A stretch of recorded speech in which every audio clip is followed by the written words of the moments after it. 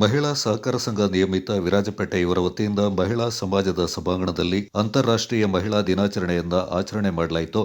ಈ ಪ್ರಯುಕ್ತ ಮುಖ್ಯ ಅತಿಥಿಯಾಗಿ ಆಗಮಿಸಿದ ವಿಶಾಲಿ ಪ್ರಮೋದ್ ಕಾರ್ಯಕ್ರಮ ಉದ್ಘಾಟಿಸಿ ಮಾತನಾಡಿ, ಮಹಿಳೆಯರು ಎಲ್ಲ ಕ್ಷೇತ್ರದಲ್ಲೂ ಚಾಪು ಮೂಡಿಸ್ತಾ ಇದ್ದಾರೆ. ಆದರೆ ಮನ್ನಣೆ ಸಿಗುವುದು ಮಾತ್ರ ಮುಖ್ಯ ಭೂಮಿಕೆಯಲ್ಲಿ ಕಾಣಿಸಿಕೊಳ್ಳುವವರಿಗೆ ಎಂದರು.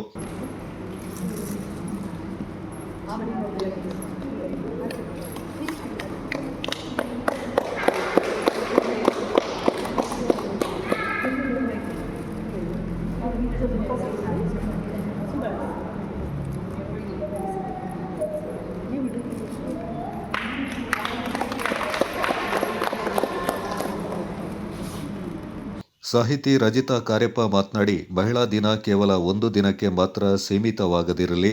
ಅಂತಾರಾಷ್ಟ್ರೀಯ ಮಹಿಳಾ ದಿನಾಚರಣೆ ಅವರ ಕೊಡುಗೆಯನ್ನು ಸದಾ ಸ್ಮರಿಸಲು ಈ ದಿನವನ್ನು ಅವರಿಗೆ ಮೀಸಲಿರಿಸಲಾಗಿದೆ ಎಂದರು.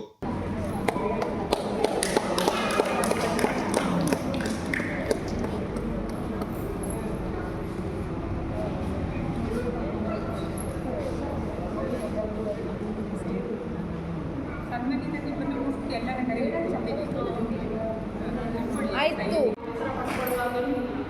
ಒಂದು ಕಾಳನ್ನು ನಾವು ಎತ್ತಬೇಕಾದ್ರೆ ಅದರಲ್ಲಿ ಜೊಳ್ಳು ಇರುತ್ತೆ, ಗಟ್ಟಿ ಕಾಳು ಕೂಡ ಇರುತ್ತೆ. ಹಾಗಾಗಿ ನಾವು ಅದನ್ನು ಶುಚಿಗೊಳಿಸುವಾಗ ಜೊಳ್ಳೆಲ್ಲ ಹಾರಬಹುದು, ಗಟ್ಟಿ ಮಾತ್ರ ಉಳ್ಕೊಳ್ಳುತ್ತೆ. ಹಾಗಾಗಿ ಇಲ್ಲಿ ಗಟ್ಟಿ ಉಳ್ಕೊಂಡಿದೆ ಅಂತ ನಾನು ಭಾವಿಸ್ತೇನೆ.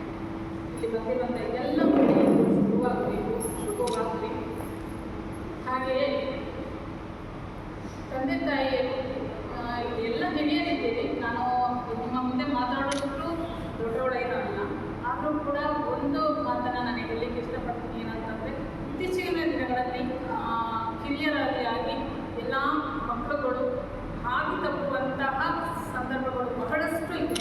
ಅದನ್ನು ಹಿರಿಯರು, ಪೋಷಕರು ಗಮನಿಸಬೇಕು. ಮುಂದಿನ ದಿನಗಳಲ್ಲಿ ಅವರು ನಮ್ಮ ದಾರಿಯನ್ನು ಬಿಟ್ಟು ಹೋಗದಂತೆ ನಮ್ಮದೇ ಆದ ಒಂದು ಸಂಸ್ಕೃತಿಯಲ್ಲಿ ಜೀವನ ಸಾಗಿಸುವಂತೆ ನೋಡಿಕೊಳ್ಳುವಂಥದ್ದು ಪೋಷಕರ ಜವಾಬ್ದಾರಿ. ಮಹಿಳಾ ಸಮಾಜದ ಅಧ್ಯಕ್ಷೆ ಪಟ್ರಪಂಡ ಗೀತಾ ಬೆಳ್ಳೆಪ್ಪ, ಮಹಿಳಾ ಸಹಕಾರ ಸಂಘದ ಉಪಾಧ್ಯಕ್ಷೆ ಬಿಆರ್ ಸಬಿತಾ, ನಿರ್ದೇಶಕರಾದ ಆಶಾ ಚಿನ್ನಪ್ಪ ಮತ್ತಿತರ ಪ್ರಮುಖರು ಈ ಸಂದರ್ಭ ಪಾಲ್ಗೊಂಡಿದ್ದರು.